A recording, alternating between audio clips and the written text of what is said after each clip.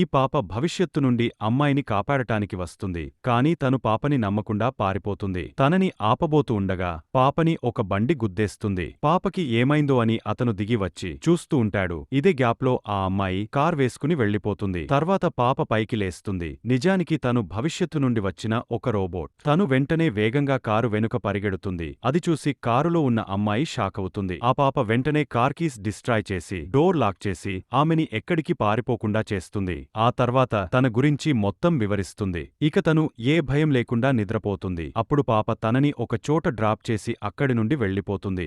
తను లోపలికి వెళ్తుంది. అక్కడ తనకి ఒక ఇల్లు కనిపిస్తుంది. లోపలికి వెళుతూ ఉండగా ఒక కుక్క తన వెంట పడుతుంది. దాని నుండి పారిపోతూ కింద పడిపోతుంది. అప్పుడే తనకి అర్థమవుతుంది అది నిజమైన డాగ్ కాదని. తర్వాత లేచి డోర్ దగ్గర ఉన్న సీసీ కెమెరాలో తన దగ్గర ఉన్న కాయిన్ చూపిస్తుంది. అప్పుడు సైంటిస్ట్ బయటకి వచ్చి తనని మర్యాదగా అక్కడి నుండి వెళ్ళిపోమ్మని చెప్తాడు.